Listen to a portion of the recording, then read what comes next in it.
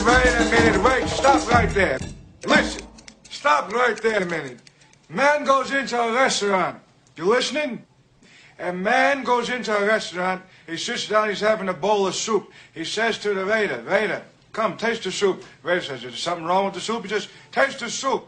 He says, there's something wrong with the soup. Is the soup too hot? He says, will you taste the soup? What's wrong? Is the soup too cold? Will you just taste the soup? All right, I'll taste the soup. Where's the spoon? Aha. Aha. What do you know from funny, you bastard?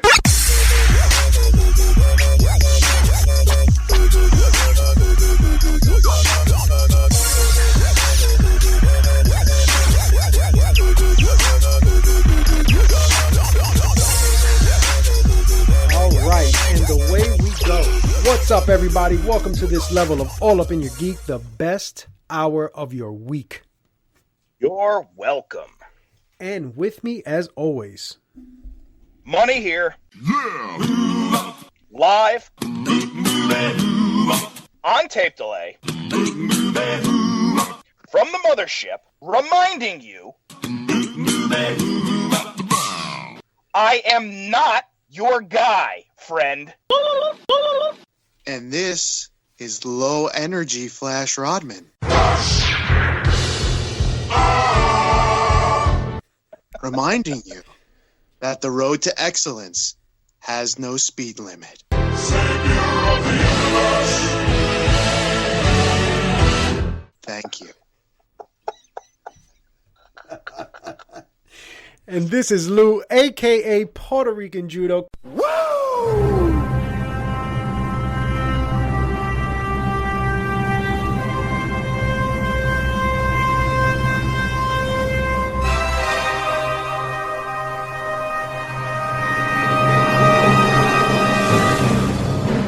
Coming to you live from the All Up in Your Geek studio. And guess what? There's no fucking GME update this week. I'm done. I'm done with it. I can't. Nice. And you know what? Got all the movement. What are you talking about? Wait a second.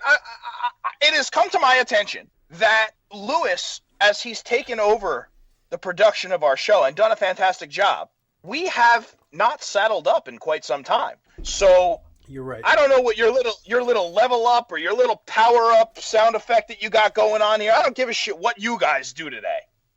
But I am chapped and ready to go. Motherfuckers, I am saddling up.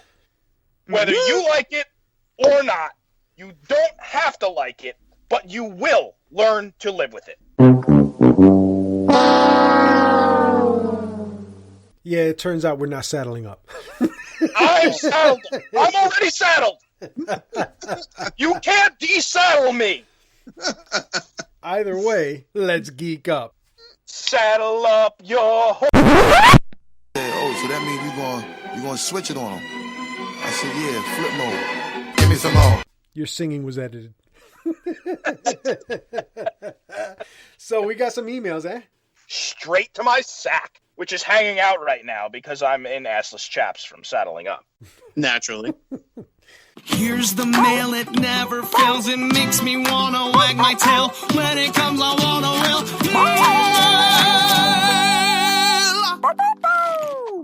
What's up, all up in you? Oh, I want to point out, I proofread this email before coming on, so I'd be familiar with it. And if people didn't think that I was broken-hearted Kenny before, they're going to think that now. However, I will point to the fact as absolute stone-cold proof that we are not the same person. Mm-hmm. This asshole, as you'll see, watched Coming to America too. So you know it's not me. Anyway, what's up, all up in your geek crew? Broken-hearted Kenny here. Had to write in and address last week's unknown hater. Listen here, fuckface. When it comes to trashing this podcast, that's my job. So take your phone and jam it up your loose asshole. Then crawl your lame ass back under the bridge where you came from, you limp dick troll. Speaking of lame, just watched Coming to America 2 on Amazon. Wow, what a steaming pile of dog shit. You don't say. D-Money may be onto something with the no sequel policy. The original is a comedy classic, and this follow-up is just a classic cash grab. Eddie Murphy may have been a comedy legend, but money and fame have sucked the talent out of him like a $2 hooker sucks the jizz out of my dong. This film was free with my Amazon Prime, and I still overpaid. Fuck this. I demand Charlie Murphy be resurrected immediately to tell more hilarious Hollywood stories. Peace out. Your biggest fan, Broken-Hearted Kenny. That's funny. Well, I do appreciate Broken-Hearted Kenny coming to our defense. Yes, I do as well. He's absolutely right. I mean, it's nice that we have some listeners that will stick up for us. I agree. But as for his Coming to America 2 experience, I mean, I have no input. I didn't watch it, and I won't be watching it. I plan to watch it. I just have not watched it yet. Maybe this weekend I'll sit down with Mrs. Judo, and we'll give it a twirl. Yeah. I did watch it. I mean, I don't know. I mean, it's not good. It's definitely not good. Probably shouldn't have been made. It wasn't the worst. I have a high tolerance for shit, so I'm a bad judge. But, you know, definitely not the worst I've seen. But, I mean, there was one or two parts that I laughed, but on the whole, it was it went from awkward to lame to, you know, probably should have left this one alone. Mm-hmm. Well, let me ask you this. I'm just curious. Since not having watched it, it does seem like, for the most part, a lot of the same characters returned. Were they just not as funny as they were originally, or because you already know what the range and what those characters had to offer in the first one, it was just more of the same shit, which is not as funny now as it was then? Well, first of all, I think the writing was bad. Mm-hmm. I think the writing was bad. I think the plot, the whole plot itself, just really wasn't good. And, you know, I knew I was in for trouble when I found out that the movie was going to be rated PG-13, because the first one was rated R, and it had like the original is a classic, and it had heart, but it had like edge. It had like some edginess to it, and this has none. It's like your typical, you know, watered down, you know, it's like, oh, we're going to try to be, you know, PC, and we're going to try to be family friendly and blah, blah, blah, which is great, but that's not what Coming to America was. You know what I mean? The other issue that it has is there are a lot of callbacks. There's a lot. Hey, remember? Hey, you remember this? Hey, you remember that? Hey, you remember this guy? Hey, you remember that guy? And there's a lot of that. Mm-hmm. Certainly, some of the best parts of the movie, though, is seeing those original characters come back. And there are some moments, and there are some good moments, but a lot of it falls flat. At least it did for me, where, you know, it's like, oh, cool, you know, I see this character again, but what he's doing right now is not really funny, or wasn't as good as what he did the first time. But there are a lot of the callbacks, and some of the same jokes even come back, and it's just like, ugh. And then all the new stuff, forget it. You could put all the new shit right in the compactor, and the new characters in the compactor, like right away. And that's a common mistake that I'm seeing with these reboots and sequels. And, you know, it's like, hey, this was 20 years ago, and now we're coming back to it now, where it's like, you know, we came to see Eddie Murphy in Arsenio Hall. You know what I mean? That's like what we came to see. And it's like, oh, well, now here's the son, and now here's the daughter. It's like, no. That's not why we're here, motherfucker. We're here for Eddie Murphy and Arsenio Hall. And it's like, hey, we can have that other shit going on over here, but that shouldn't really be the main focus. And that's what they do. And that's where it kind of falls flat. But it's cringy. It feels like watered down. Again, it's not unwatchable. You know, it's not the worst fucking thing I've ever seen. It's not. I sat through it. I watched the whole thing. D-Money, you would have been out so fast. So fast you would have been out. Like, I don't think you would even make it past the title credits. But it's just very, you know, I mean, because I went in with low expectations. I went in saying, oh, well, it's definitely not going to be as good as the original. And it was free. And I was still let down and disappointed. So I don't know. But But definitely you and the missus could watch it, and like I said, there are a couple of parts that are you'll get a laugh, and it'll be nice to see the callbacks, but you'll forget it in T-minus 2 minutes. If this had been a sequel that was released maybe 3 years after the original, as opposed to 30, do you think it would have had a different impact? I think so, because I really think look, I really like Eddie Murphy. I think Eddie Murphy is really funny. I think he is one of the best comic actors there is. Especially like you look at his stand-up Raw, and those are like legendary. And you listen to that shit now, it's like holy shit. Yeah. And when you see coming from there, right? Well, and you see movies like Trading Places, Beverly Hills Cop, This Coming to America. I mean, these are classic movies. So you had Eddie Murphy at the height of his powers.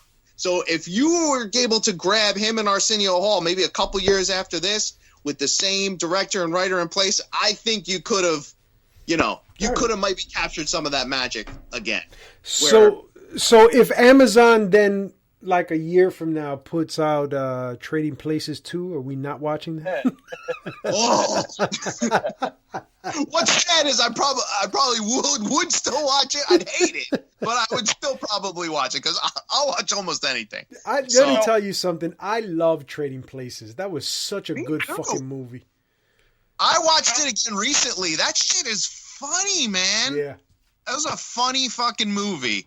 Is it just a case of, place and time? I mean, look. Yeah. I saw Coming to America way back in the day. And I'll be honest, even then, I thought it was a good movie, but I didn't think it was this all-time classic.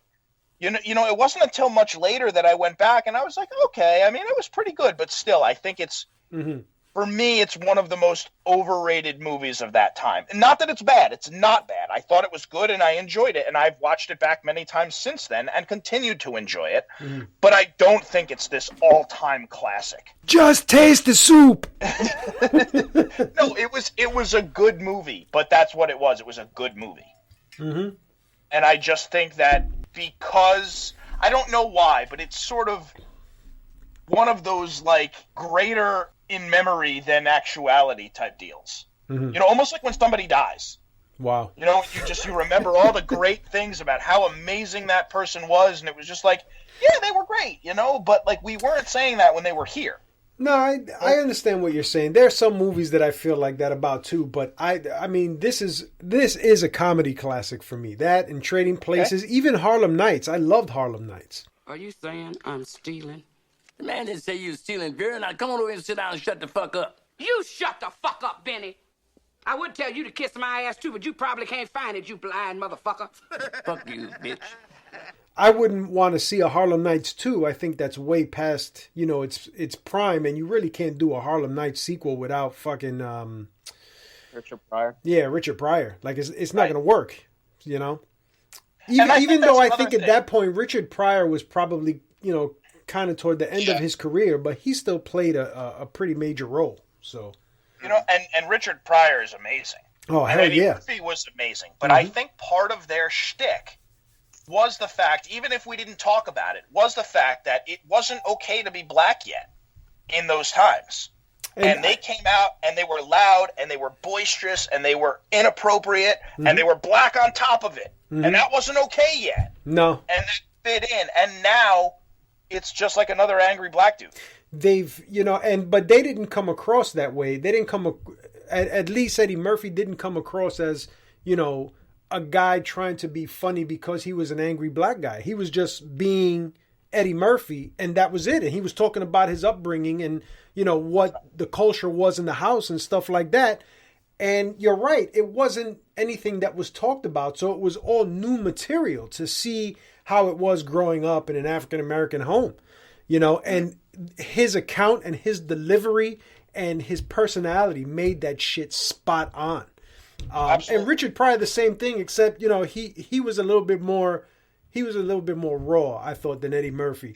Eddie Murphy was still, he came out and on the stage with the loud leather and stuff like that, and he was talking all this, definitely. fuck this and fuck that and dick and pussy and all that. But Richard Pryor was talking about coke and shit, Right. And I mean, it was funny. It was funny. Like, what was it that he said? The minute that Richard Pryor said, I wasn't addicted to coke or something like that. I just liked the way it smelled. Like that, I was like, get the fuck out of here. That's great. You know what I mean? No, two classics that at the point in history when they existed and when they made it big, they were needed. Mm-hmm. And I just feel like it's a different time and it's a different place. And I'm not saying that I wouldn't enjoy that, but the world as a whole is not going to enjoy them now the way that they were taken in back in the 80s. Hell yeah, they can't even enjoy Mr. Potato Head. Like, come on. They do. No shit. Dr. Seuss. Yeah, Bob, I had no intention of seeing this before we had this discussion about it, and I still have no intention. I may check it out just for nostalgia purposes, but I think I'm on the same page as Bob. Like, I'm not going in with any great expectations because, it's a sequel however many years after the fact with both of these actors old as fuck. Even though they still look good, but they're old. Yeah. It was kind of like Beverly Hills Cop 3. Like, the first two were good, and then they did 3, and it was like, all right, Axel. You know what I love about... You know what I love about... 3, the search for more money. Yes. You know what I love about the third one, though? The third one's like a bad car wreck. It's like you can't stop watching it. It's that bad. I agree. Yeah. Like, it had all of the Beverly Hills Cop nuances, but it didn't have that Beverly Hills Cop feel. It had more of that Hollywood feel. Yes, agreed. Yeah. Agreed. So thank you, Brokenhearted Kenny. And we have another email, gentlemen. Oh. Just when you thought it was over. What's up, guys? I wanted to put my 2 cents in on your discussion about the Mount Rushmore of gaming. Anybody that doesn't have Mario as part of that Mount Rushmore is nothing more than a cock-blocking poser. Mario is the most recognizable face in gaming history. He helped video games become a worldwide obsession. If you don't recognize those facts, then you're just dumb. I'd like to point out, because you guys can't see this, he's calling people dumb, but at the same time, this simpleton doesn't understand the difference between your, Y-O-U-R, and the contraction of you-are. So, see, he fucked up. Asshole, right? Moving on. Just face it. Mario is the godfather of all things video games, and that means he gets a spot on all video game Mount Rushmores. And don't even get me started on Bowser being the greatest villain of all time. Movies, books, comics, TV, video games, and anything else you can think of. Bowser is so badass, yet Mario takes him down like it's his job. You are welcome, all up in your geek. Signed, Mario. I was going to say, is that like from Nintendo headquarters, that email? Jeez. Well, Mario, he is not on my Mount Rushmore of gaming. Not in any way, shape, or form.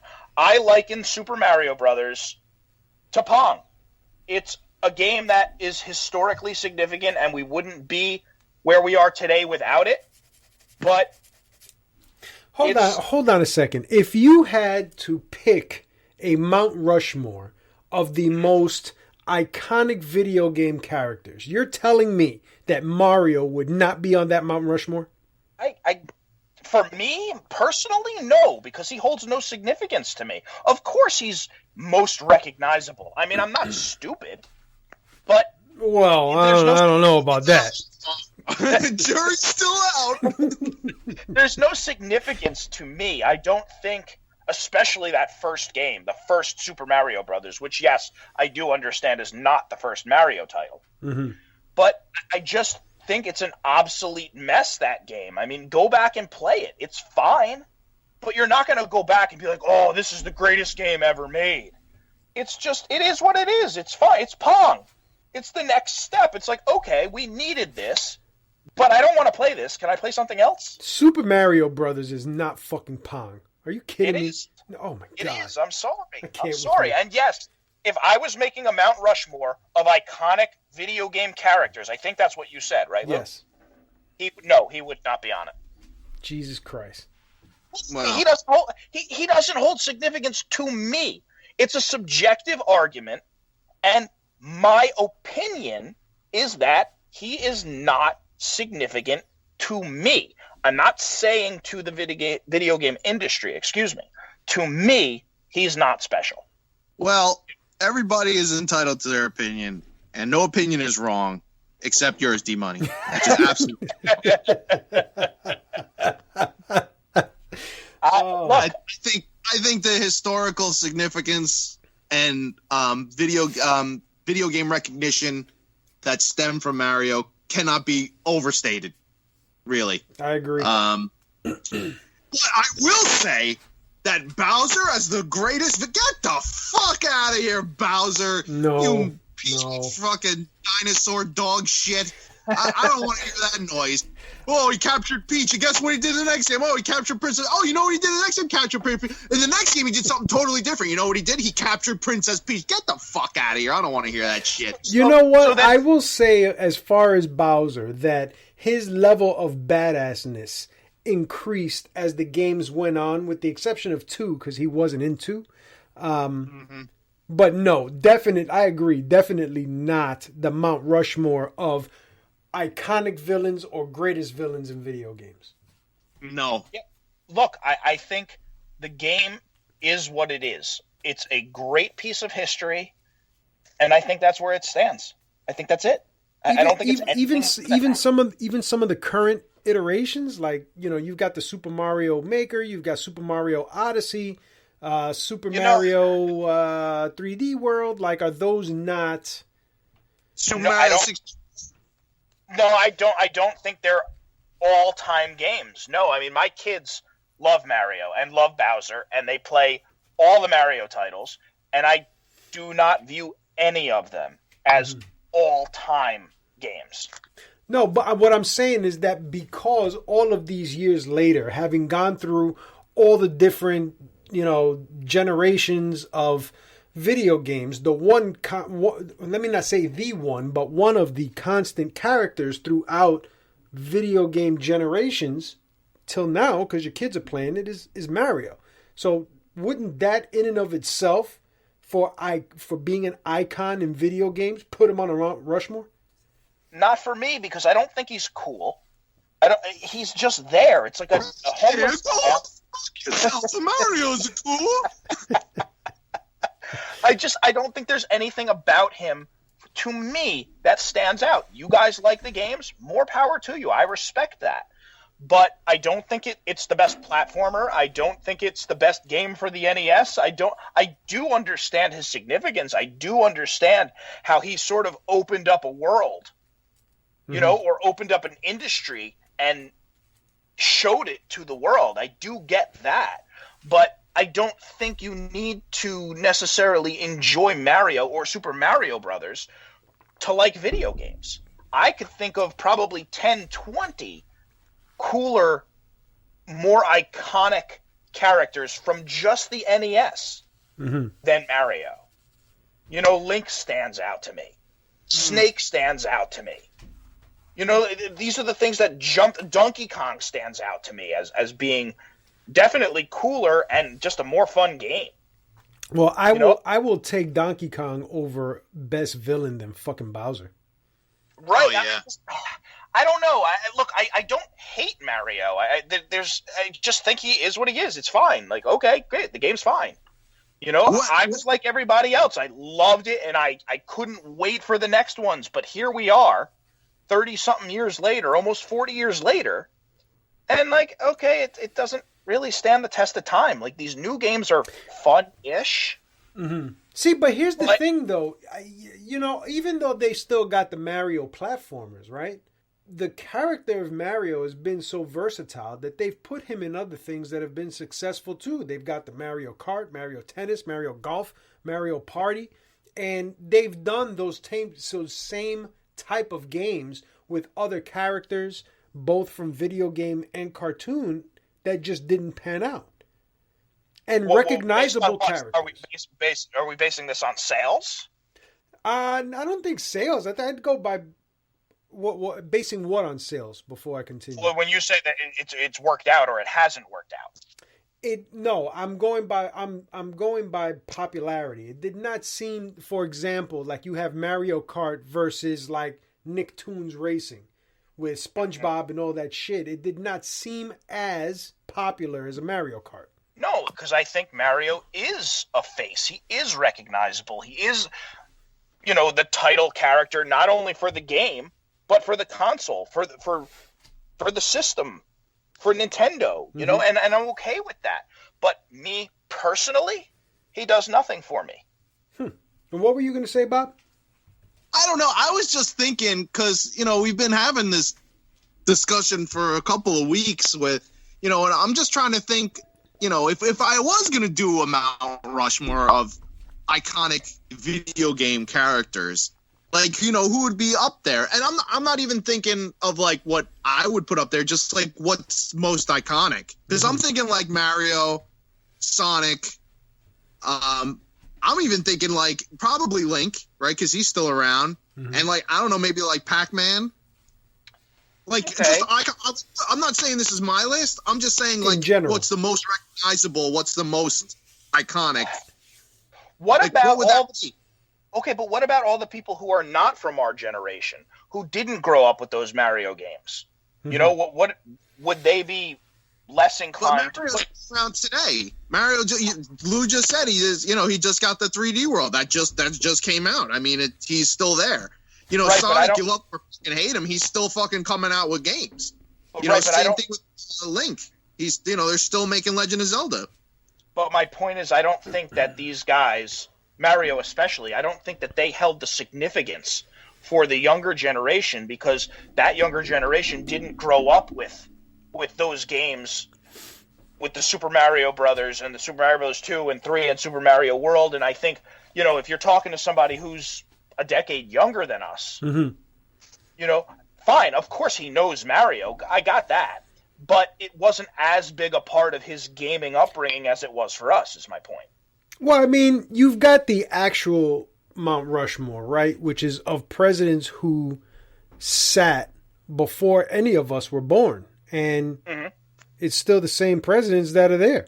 So, would we pick those presidents based on... Probably not. Probably not. So you're right. But they're still there.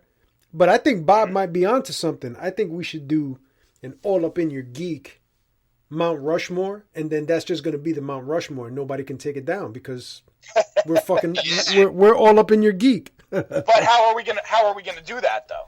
Are we gonna each do our own or collective? I think we each do our own and then make a collective. All right. I like that. Okay, I mean, yeah, we could do that, but all right. D-Money's out. D-Money's out. No, I'm not out. I can tell right off the bat that, you two cocksuckers are going to overrule me. And listen, me and Bob are putting Mario in, and you get to pick the other three. Okay, I would go along with that. That's funny. No, but I think that might be worth doing, and then, putting the selection out there and how we came to those choices. Maybe we can work on that and get that done. Mm-hmm. All right. Well, thank you for your email, Mario. Yes, sir, indeed. And I will not go any further before someone conquers my mountain. Well, gentlemen, Mario's giant cock ring has been brought to you by the new novel, To Conquer a Mountain by R.S. Danker, the exciting story of one man's road to redemption, available now on Amazon.com. Boom. Boom. So, gentlemen, we're going to do a little bit of a shuffling of our format this week. And for you, I have a true dat, every other week. True dat, all up in your geek. True dat. You could eat my dick. True dat.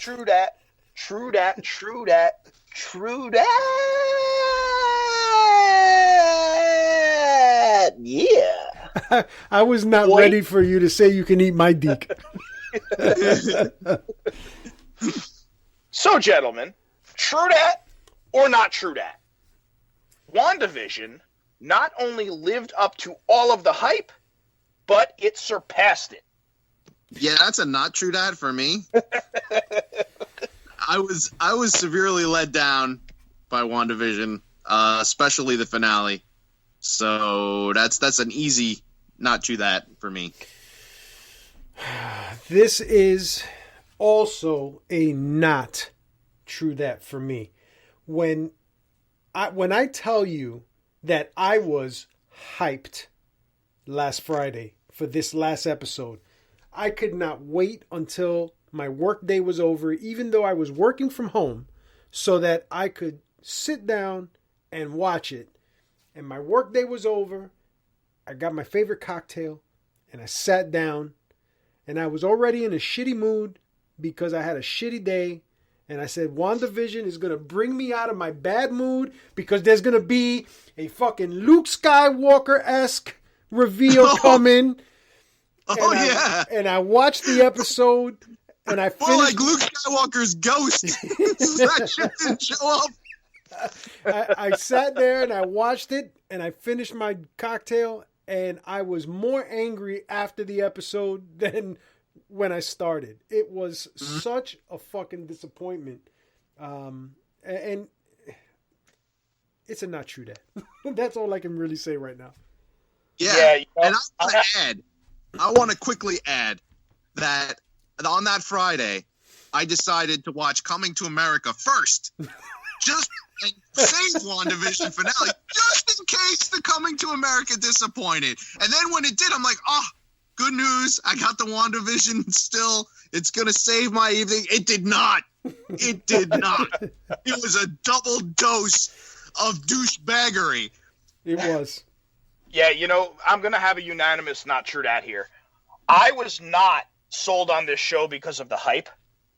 I thought it looked interesting, and we had a discussion, and we said, you know what, we'll all watch it just so we can discuss it. Mm-hmm. But I don't think it even lived up to my expectations for a plethora of reasons that we will get to as we discuss this.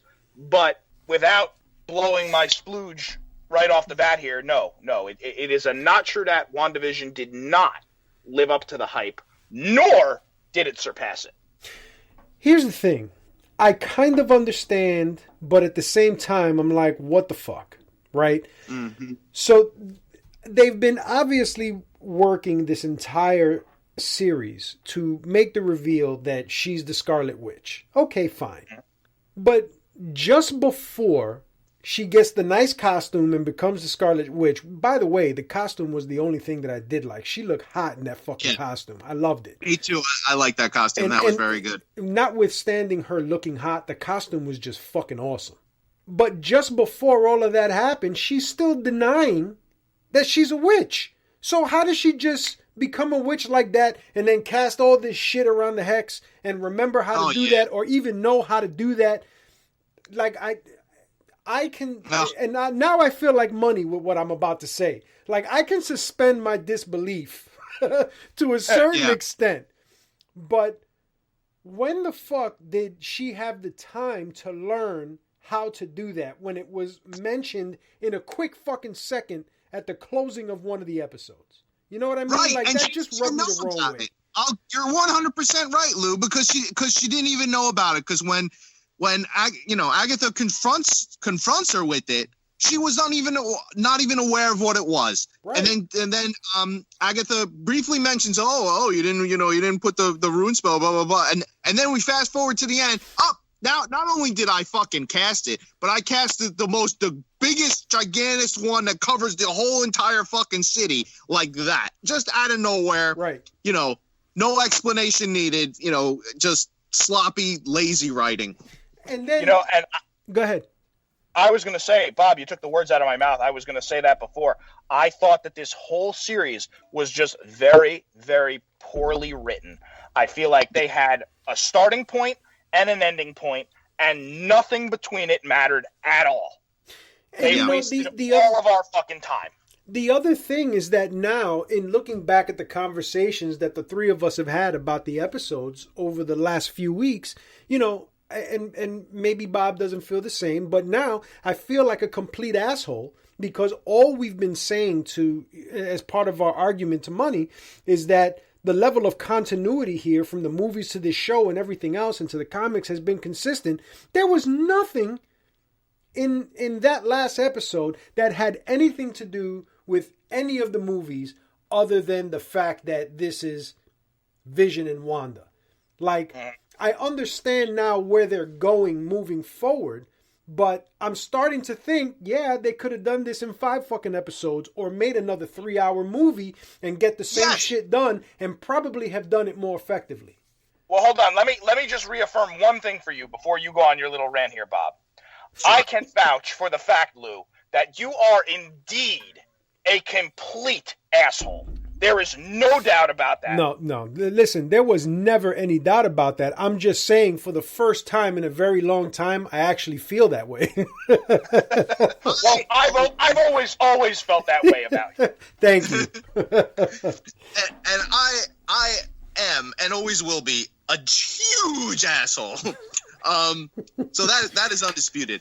But no, I 100% agree with you, Lou, and me and D Money were talking before we started this broadcast. Mm-hmm. I brought up the same point that when you boil down what we were given in these 8 episodes, there was so much filler, so many dead ends, so many plot holes and loose threads that didn't get wrapped up, that if you took what we actually were given, you could have turned that into just a streaming film, just a straight to Disney Plus film, cut out all the bullshit. Okay, this is what happened to Wanda and Vision after Endgame. Mm-hmm. Bip, bop, boop, you're done. And we all could have moved on instead of and that's what pisses me off. That's what really pissed me off because you kept tickling my ass, tickling my ass with, ooh, look at this, and ooh, maybe this, and ooh, look at that. And then when it came time for the full release, for you to really give me that happy ending, you didn't. You left me with my blue balls and my pants down, and there was nothing satisfying about what I saw. You promised, that, I don't know, maybe it's a little bit me too, and, I was kind of looking into some fan theories, and that's on me because that's not their fault. That's my fault for speculating to week. But when I look at, you really didn't give me shit. What? All right, great. So she's the Scarlet Witch. Great. Well, what happened to everybody else? What happened to the town? Where did the Vision just takes off? You don't see him again. And the other thing that really pissed me off too. Wait a second, Bob. Wait a second. Okay, because Red Vision and White Vision had to come together because Blue Vision had Purple Vision's license, and they had to switch, and then they had to sit down and have tea and crumpets. And the tea had been boiled by Purple Vision. But Beige Vision didn't okay the addition of sugar to Purple Vision's tea before they served the crumpets to White Vision and Red Vision. And then White Vision says, what? No sugar? Boom! I'm out of here. Just fucking flies up into the sky, never to be seen of again. And that was Black Vision's plan all along. Wait a minute. You know what? What kind of shit are you smoking that you saw that many visions? Vision DLC. Can I buy that? $4.99.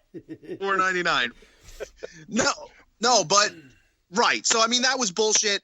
I did want to bring up time out. We've gone ahead here of the True Dat. So let me get the second True Dat question in there so you can elaborate a little bit more on where we're going. All right. Okay. Fine. Okay. So the second True Dat question was the series finale of WandaVision was everything I had hoped for. True Dat or not true Dat? Is there something lower than not true that? Is there like negative infinity not true that? Is that an option? Because that is what I would select. I mean, holy shit. I mean, between the fucking bullshit, we've seen it a million times, fucking flying wizard, shooting fireball, CGI bullshit fight, to, again, everything that I was discussing, nothing being wrapped up, nothing really being resolved, just fucking plot holes and loose threads and all this other jazz. Absolutely. Plus, what really pissed me off too, and I don't know if you guys picked up on it, was, at the end, like everyone's still under Wanda's control. And then they're like, hey, let us go. Like, you're fucking with our heads. And then like she does. And then Rambo comes over and says, oh, because she gave up like her fantasy world. And it's like, oh, these people will never know what you sacrificed. And it's like, motherfucker, you like mentally fucking imprisoned a whole town.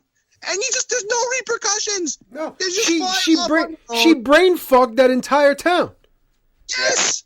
No repercussions. No nothing. Go on your merry way. Go live in a cabin in the woods. Like, fuck you. Like, really. And the other thing that pissed me off was the other Quicksilver. That was a big fucking misdirect, led to nothing. And then even Agatha Harkness, where it's like, okay, I'm still going to trap you. I'm going to put a hex on you so you could still be fucking mentally imprisoned in here. Like, okay, great. You introduce a new villain only to, like, get rid of that villain. I don't know, man. I'm rambling. Point is, it fucking sucked. It sucked. It pissed me off. And it just really left me with, I just feel burned. I feel burned by the series. I hate to 100% agree with Money, but in this case, I 100% agree. It was a waste of my fucking time. And that's saying something because I'm into this bullshit. So, now, Lewis, true that or not true that? I'm going with a not true that. I mean, come on. Listen, Ralph Boner, come on. Yeah, thank you, Lou. That nothing sums up that finale better than that. Come you on. Want a quick?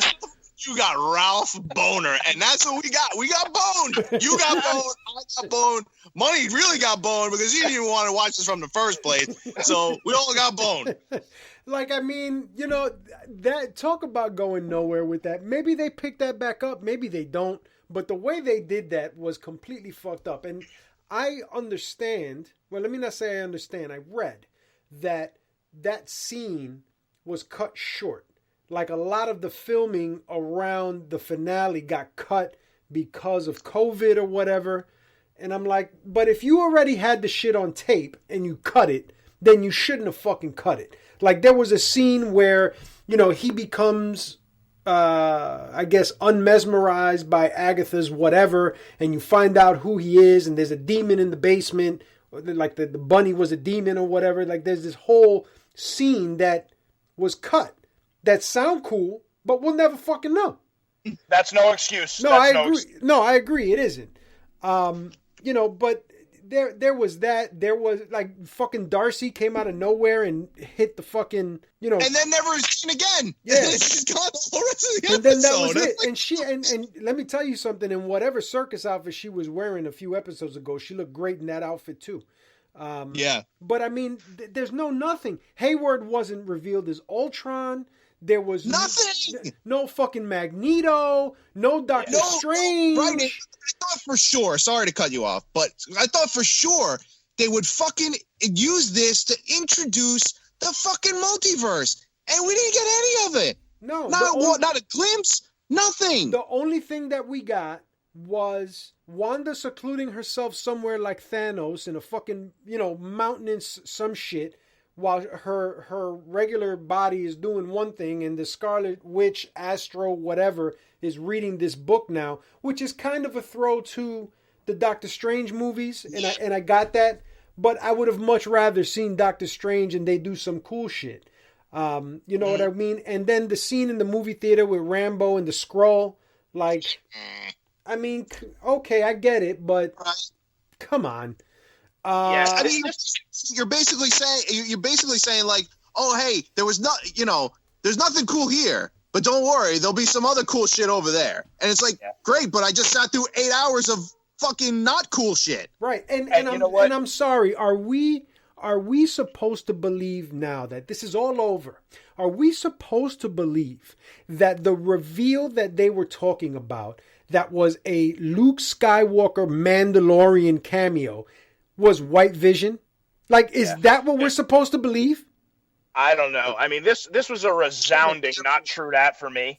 I think all the way through, your only saving grace, the only chance you guys had to save this thing in my mind, was a strong finale where I could say, you know what, the series still sucked, but at least it ended on a high note. It explained the backstories of all these characters, which it didn't. Right. And it was a cool finale, which it wasn't. Yeah. And I liked the closure that we got, which we did. Yes. So they could have made a 90-minute movie out of this with 45 minutes of fucking filler and got to where we were. The other thing that pissed me off about this was where the series started in the black and white, and then I think it was episode 8 where they throw it back to her childhood and they explain, you know, how the episodes kind of mirrored the DVDs that she was watching with her father or her family. Right. Yeah. Okay, that was cool and all, but they explained that in probably 2.5 to 3 minutes, and then you never heard about it again. It served no purpose. It was almost like they just threw that 3 minutes in there to appease somebody who said, "Wait a second, guys, we have to explain why episodes 1 and 2 were in black and white," and it made no fucking sense. I mean, it made sense within the story, but it made no sense as to why you would show that to us, why the first 2 episodes would be Dick Van Dyke style. It didn't have any bearing on the outcome of the series. You know, I'll say 2 things, and then I'll be done with this unless you guys have anything else to say. Oh, there's a third true that, so don't get ahead of yourself. I think that I think the only thing for me that was cool about this episode was the interaction between Fake Vision and White Vision.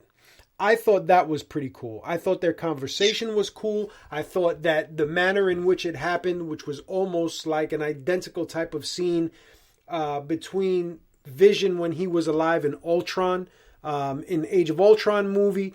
I thought that imagery and that scene was really cool for me. I enjoyed that.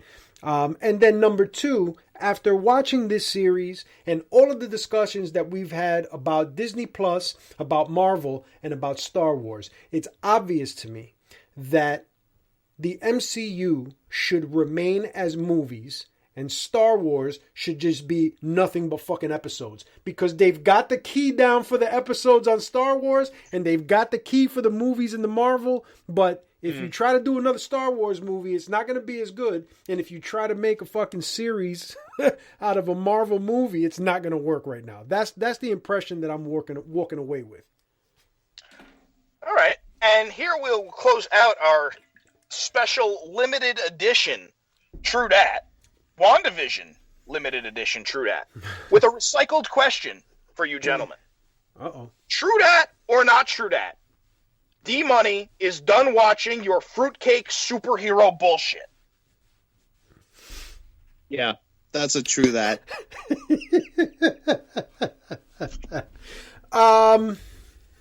You know what? I'm gonna go out on a limb and say not true that. I think there. Let me just cut you off right now, motherfucker. No, you've wasted enough of my fucking time that I don't even want to hear your ridiculous logic as to how I would not be finished watching your fruity garbage. Straight to the fucking compactor. Every episode, every minute, every second, every fucking series. There will be something else that we watch and we'll say, hey, Money, just watch 1 or 2 episodes and then you don't have to watch it again. And you'll be like, all right, fine. And then 15 minutes after you watch it, you'll say, fuck off. But there will be something else that you watch. Well, it won't be superhero related. You're probably right. But no more superheroes. I am out. Mandalorian season 3. I am already asleep, Bob. Oh, shit. That's all I got. All right. Well, WandaVision is hereby dead. Never to be spoken of again. Not from the mothership. Well, this would be a good time to remind everyone that this level of All Up in Your Geek is brought to you by The High Heeled Gamer, the Oprah of the nerd world. You can catch her on our website at thehighheeledgamer.com or live on The Breakdown every Wednesday at 6 p.m. on Facebook. Boom. Oh, yeah. Come on, Bob. Oh, what's the breakdown? Sorry, I fell asleep. It's a broad look at all things comics, hero, and villain-related news. Interviews of your favorite actors, writers, and artists of your favorite comic book paraphernalia. You can also catch me on the High Heeled Gamer stream. We are currently visiting hell with Diablo 3. Double boom. Whoa. Yeah, no more blowing shit up. They started playing some Diablo 3, and I'm game to play whatever. So we'll do some dungeon crawling. I'm cool with that. I played Diablo 3 with someone who shall not be named, and it was quite an interesting experience. One that made me not want to play the game for many years after that. Oh, well, that sucks, but that's not the case here. We're having fun. Yeah, and Bob, that experience made him not want to show up for this episode. Indeed. Hey, did you hear they're putting Diablo 2? They're making like a Diablo 2 remaster? Yeah, I was pretty stoked with that. Yeah, I had never played Diablo 2. You know, Diablo 2 before playing this one was the only Diablo game I played. I didn't play the original, and I still have Diablo 2 for my PC somewhere in the archives of the All Up in Your Geek files. That was a good fucking game. It was a good, but I'll tell you right now, it's going to be like Coming to America 2. It's not going to stand the test of time. You're going to go back and they'll remaster it, and they'll have to give you a whole bunch of quality life improvements because just the way gaming was in those days, it's not going to fly in 2021 or 2022, whenever that's to be released. Mm-hmm. Great game. Don't get me wrong. I loved it as much as everybody else did. We played it ad nauseum. But unless they drastically improve quality of life in that game, it's not going to work in today's day and age. Well, I hear you. Although I'll never forget when that game came out, because we were working in the mall and we had the standee with the skull head and the red eyes, and they thought we were devil worshippers and they wanted us to take it down. That's funny. I do remember that stand. Yeah. Yeah. Great game. Great game. All right. Well, we got that email earlier from emailer Mario, correct? Yes. Not a second too late. Mario. Because today is Mario Day, fellas. Happy Mario Day to you. I'm sorry, what the fuck does that mean? We're celebrating Mario. That's what it means. I'm sorry. So like you picked today as, is this your Mario Day? Is this a real thing? No, this is a real thing. Is this like a Nintendo thing? I mean, what does that mean? It's Mario Day. It's not Christmas. Here, I'm going to read you the official definition of Mario Day. You ready? Please, and source this as well, please. This is coming straight from your mom, the horse's from the horse's mouth. March 10th marks Mario Day, or MAR 10 Day. Get it? The one is an I. Huh? Money's not impressed. According to Nintendo, the unofficial holiday pays homage to the beloved video game character. The Italian overall-wearing, mustache-sporting mascot was introduced in the gaming world in 1993, making Mario one of the most iconic characters in the video game world. 1993? I'm sorry, 1983. Okay. So this was the release day in 1983. Is that what you're saying? It doesn't say that here, but that's what I'm thinking. I don't think so, but okay. Because wasn't... Oh, wow, okay. All right, so what's special then about this day?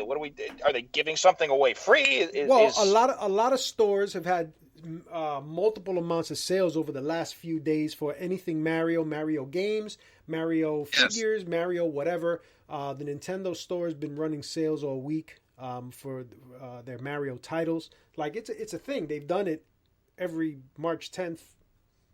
I guess. Yes. Yeah. Oh, I'd never heard of it before. So, what I did, gentlemen, in honor of Mario Day, I went out and I bought 2 Mario games that were on sale. And kudos to our friend Arcadio, who put me on to Super Mario Maker 2 sale on Amazon. That's what I did. I bought it too. You know what? I went to Amazon, and then I also went to Best Buy, and they were the same price. So I ended up just buying it at Best Buy. But I wouldn't have known it was on sale had it not been for, from the tip from Arcadio. So I went to Best Buy and I bought Super Mario Maker 2, and I bought Super Mario 3D World with Bowser's Fury. And later that day, after I bought it, I think it was on Monday I bought it. Because I have not bought a new Mario title for the Switch for the kids to try out. So my son and I played Super Mario Super Mario 3D World later in the afternoon when he had come home from school, and we spent most of the afternoon playing that game. And I have to say, the game is really fucking cool. But the one takeaway for me that I will probably always remember is this is the closest to an old school couch co-op gameplay of Mario since I was playing with my father as a kid when we were playing on the NES. I was able to recreate that experience with my son, and it was fucking awesome. I loved every second of it. We were sitting there and you're playing together. It's not like, the NES where you would take turns. It's up to 4 players simultaneously. So him and I picked characters and we ran through these boards, and some of these boards were fucking outrageous, but they were so much fun to do, and to see him figure things out. And then, when how you're sitting down and you jump, but you hit the jump button a little longer, hoping that you'll just make it over, to the next landing of whatever you're jumping to see him doing that, it just brought some joy into my heart. It was a good Mario Day celebration for me. Yeah, the 3D World was a good game. I think we all had a similar experience playing it with our kids, and that's why we probably hold it in some sort of high regard. But the game in and of itself is not challenging enough to hold my interest. But because I was playing with my kids, it's really the perfect difficult. It's not really difficult at all, but it kind of walks them through, searching for the stamps and the stars, and they're all pretty easily found. But it is a great learning experience for the younger generation, and to be able to experience that with them, although, getting some controller time in my house is a little bit more difficult because I got 3 kids. Right. 3 boys, they all want to play, so, they have to be really fucking stuck to hand the control over to Dad. Right. But yeah, it was a good experience the first time around. We had it on the Wii U. See, yes. I didn't have a Wii U, so this is my first experience. Okay. Yeah, okay. You and everybody else, Lou. We did recently just buy the Bowser's Fury as well, though. Mm-hmm. So kids are just loving that. Yeah, we haven't gotten to Bowser's Fury yet, but I want to give that a shot too. Mm-hmm. No, from what I hear, that was a pretty nice addition. But yeah, I had played the original 3D World on the Wii U. Played with my daughter and my nephew, so we did 3-player.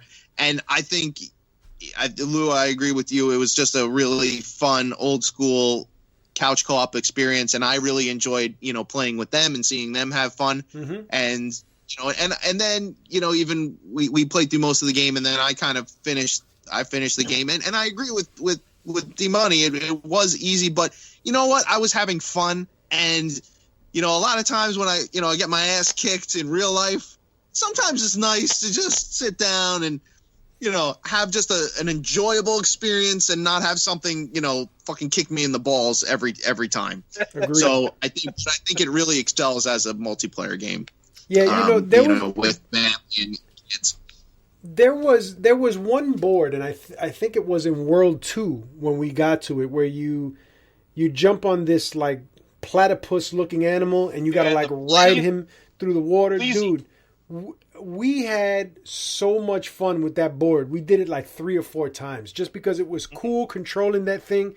And then you hit jump and you don't know what's going on and you start screaming. So the 2 of us are sitting like 2 fucking morons like, ah! Every time we jump and we're trying to control it. Like, I mean, it was a lot of fun. Yeah. Nice. I get that. Yeah. Yeah. But what I thought would be cool, since we got a couple extra minutes here. I know that Money is not a huge Mario fan, but I know you've played a majority of Mario games, as we all have throughout the generations. What are your favorite 3 Mario games? Oh, wow. In order? Like top 3? No particular order. Three that you really enjoyed. Well, I thought, if I go through them, I thought Super Mario Brothers 3 at the time was incredible. Mm-hmm. It was so much better than the first 2. Mm-hmm. Mm. So I guess I would have to include that in my top 3. And then soon thereafter, Super Mario World. Was that was the SNES one, right? Yep. Yes. was also incredible. And then I think, again, and this is just for me personally, I thought Super Mario 64 at the time, because I was still a kid, I was still able to game on my own terms with my own time and enjoy it. Those three for me, with the original Mario Brothers for the Atari being an honorable mention. Mm-hmm. So, and I would probably list them as Super Mario World as the top, Super Mario Brothers 3 as the number 2, and then Super Mario 64 as number 3. I think the newer ones are fine. My kids love them. I think Super Mario Odyssey is definitely very cool. And I think I would probably bump that up to number 3 if I could actually sit down and play it without, my kids love it though. So, and it's their thing, and I don't want to take that away from them. You know what I mean? Sure. I want them to play it, and I want them to accomplish it. I don't want to do it for them. So those would be my 3. Fair enough. For me, I think my number 3, even though D-Money hates it, and even though Super Mario 3 trumps it in every way, just for my gaming history is concerned, and what got me into video games and what was memorable and special at the time, at my number 3, I would put just the original Super Mario Brothers. Because it's really like one of the first really amazing, eye-opening, video game experiences that I had. And it's kind of what got me into games in general. So, like, I have to give it props, for that. Because I don't know if I would be here talking about all these other games had I not played the original Super Mario Brothers on the NES at the time. Because it just is what it is. And then my number 2 I think, the next one that I really just enjoyed was the new Super Mario Brothers on the DS. Well, when it came out, they had gone, they had all been 3D, with Mario 64 and Sunshine and Galaxy and whatever. So at the time, to go back to old school 2D Super Mario Brothers was just really refreshing. And it was just a breath of fresh air at the time. And it looked cool on the DS, and it played really well. And I played through the whole game, and I just had a blast. And having that on the go in my hands at the time was just really, really cool. And just had a blast. So that's my number 2. My number 1, to the surprise of no one, fucking Super Mario World.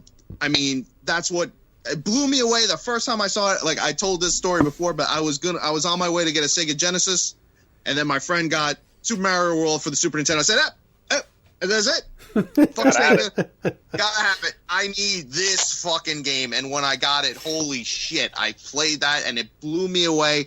And I've gone back and played it many, many times, and even played it again recently. It's like almost like a perfect game.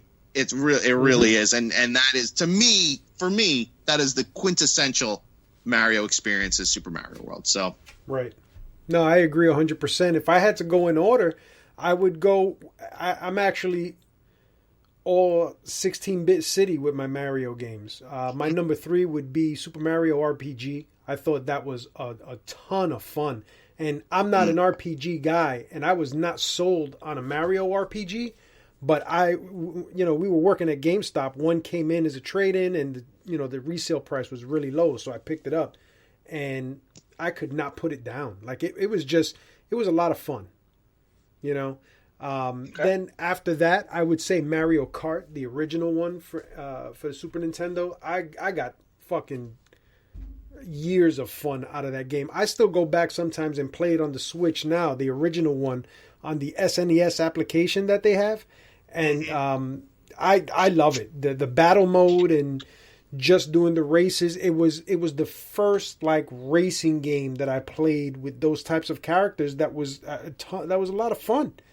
And me and a couple friends spent hours just doing the four split screen battles, and we had fucking fun with that shit.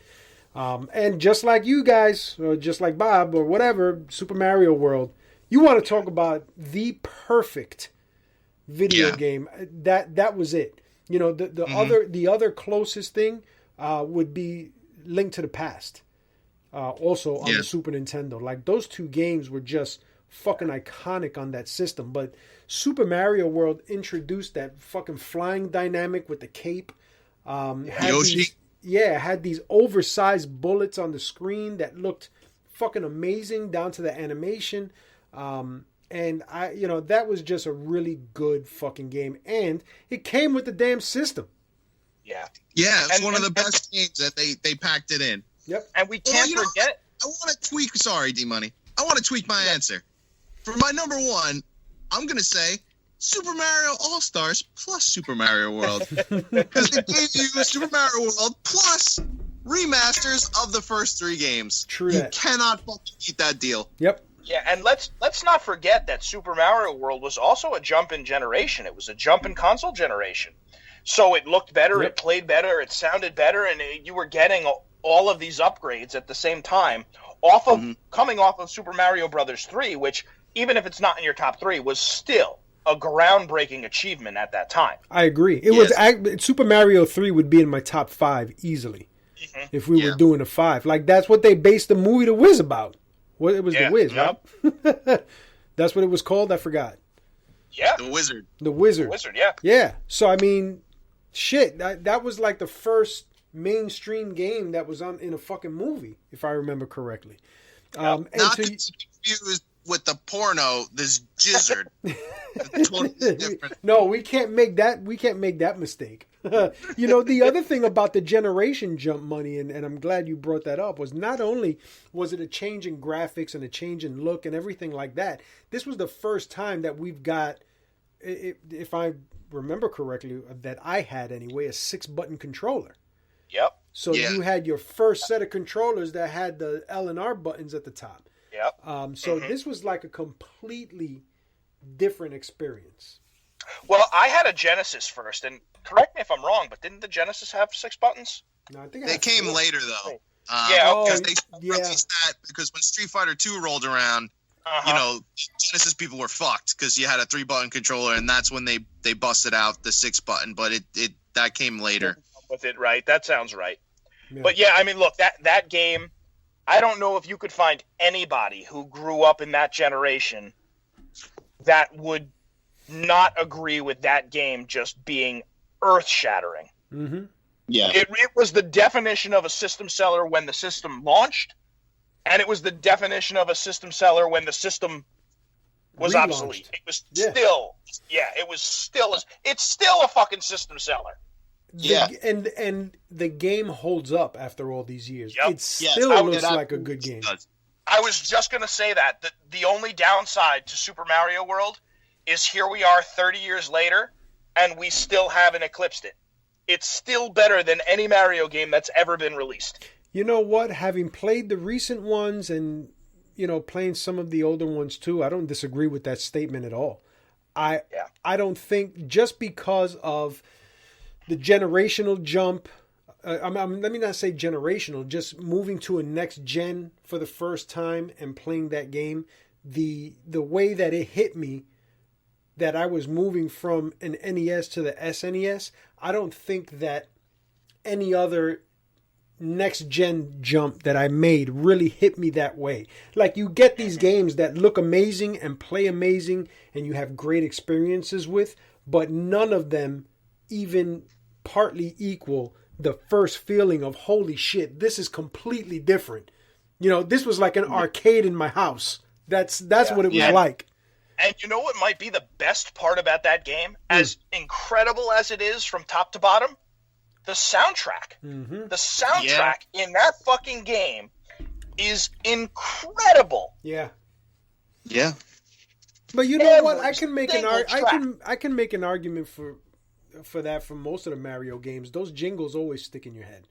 Not as Super Mario World for me stands on its own. And that game was like chock full of like fucking extras and secrets and sorry. You said it was chock full of what? It's chock full of nuts in your mouth.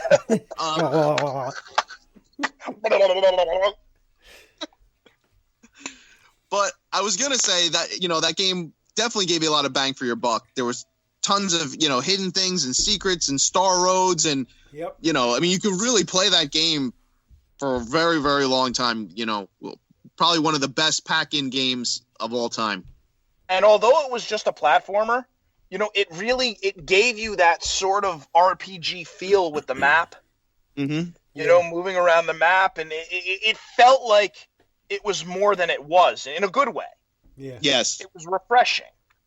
I agree. I think using the map in that way, or continuing that map from Super Mario Brothers 3 to this one, but making it look the way that it did, made a huge difference, because it was a very smooth, scaled map. Like it didn't seem jagged, and every single area that you went into, the map had a different look. So yeah, bravo Nintendo. And I think that's part of the reason I look down upon the first one as much as I do, because after you play Super Mario World and then go back and try to play Super Mario Brothers, it's a failure. No, and I get it. I can still play Super Mario Brothers. Right, me too. I don't think it's a failure. I mean, I will give you, that it trumps it in every way and it's better and blah blah blah. But it's not a failure. I mean, it's a side-scrolling platformer that fucking revitalized the whole video game industry in this country. It's not a failure. No, sir. Boring. There's nothing about that game for me that stands out. The first one we're talking about, not Super Mario World. That's it. I am officially making this name change. You are no longer D-Money. You are now D-Misery. That's it. That's it. And you must watch WandaVision again.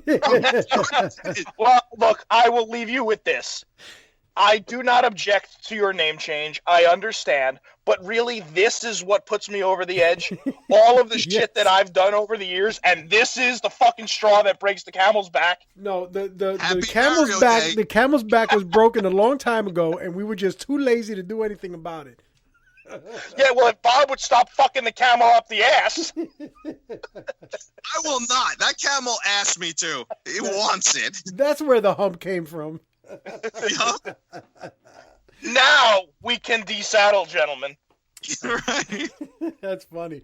Well, the sound of desaddling means we have reached the end of this level of All Up in Your Geek. Remember to keep those emails coming to allupinyourgeek@gmail.com. Follow us on all forms of social media at All Up in Your Geek. And in closing, geek up. My cheeks are chapped.